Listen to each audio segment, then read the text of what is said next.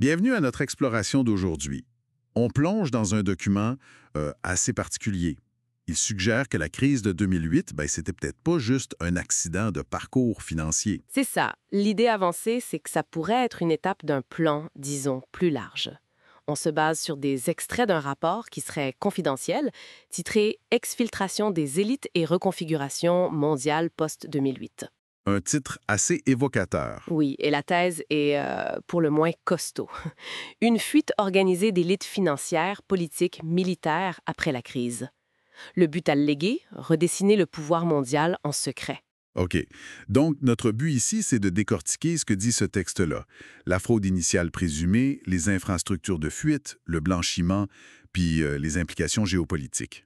Commençons par le début, la période 2001-2008. D'accord. Alors, le document affirme qu'une bulle financière instable, pense aux CDO synthétiques, ces produits financiers complexes, puis les entités spéciales, l'ISPE, auraient été créés délibérément. Intentionnellement. Dans quel but, selon le rapport? Pour masquer des détournements massifs de fonds, puis faciliter leur envoi vers des comptes offshore hors d'atteinte. Tu sais. Ça va plus loin, non? Le document fait des liens avec des événements majeurs pour comme effacer des preuves. Ça, c'est lourd comme affirmation. Tout à fait. C'est très sérieux.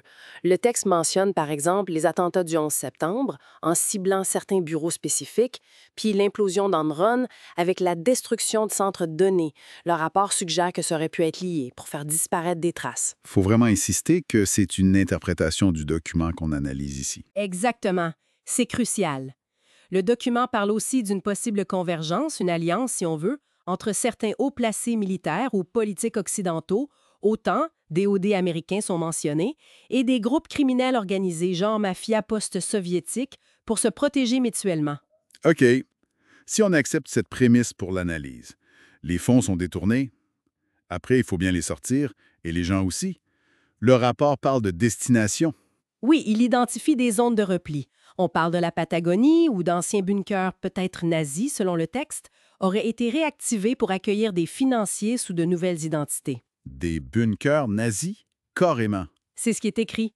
Le rapport mentionne aussi la Réunion, les Seychelles, achat massif d'immobilier via des sociétés écrans. Puis, plus étonnant, l'Iran vu comme une zone tampon où ses élites opéraient avec des identités refaites. On dirait une stratégie d'évasion assez élaborée, là.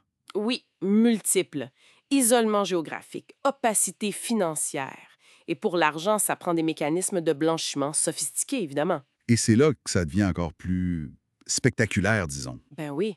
Le rapport avance une autre allégation forte. Des fonds seraient passés par la Corée du Nord, convertis en crypto-monnaie genre Bitcoin, avec l'aide présumée de groupes criminels là-bas qui auraient peut-être même été formés par des experts occidentaux. Là. Et pour brouiller les pistes, Utilisation de mixeurs crypto, des services faits pour rendre l'origine et la destination des fonds intraçables. le rapport parle même de changement d'identité physique. On est dans James Bond, là.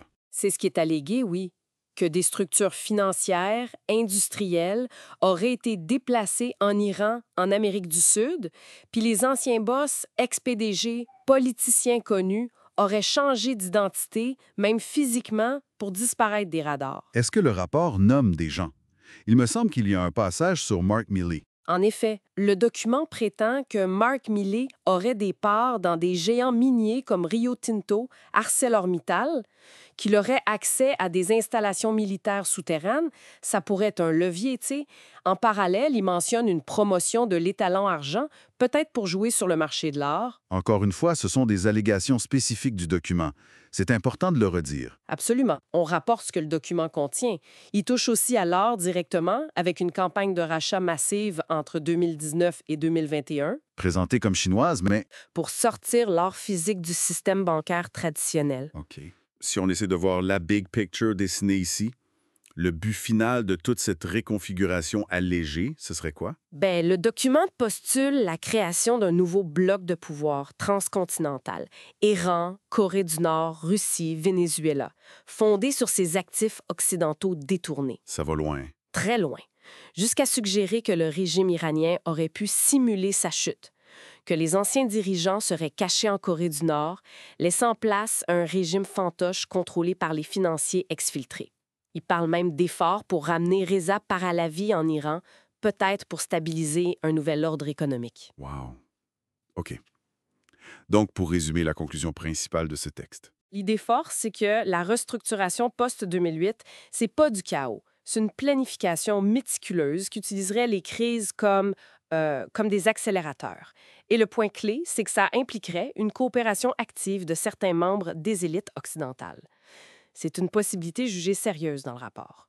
Et l'objectif ultime, selon ce document. Ce serait un capitalisme, comment dire, déterritorialisé, géré depuis des zones hors juridiction, ce qui rendrait les anciens pouvoirs, les États, les régulateurs, pas mal impuissants, obsolètes même. Ça donne à réfléchir, c'est sûr. Si on prend juste un instant le niveau de planification et de coordination que ce rapport décrit, en gardant bien en tête que ce sont des allégations, là, comment est-ce que ça pourrait nous amener à regarder certains événements ou certaines structures mondiales d'aujourd'hui avec un œil, disons, différent? C'est une question qui reste ouverte.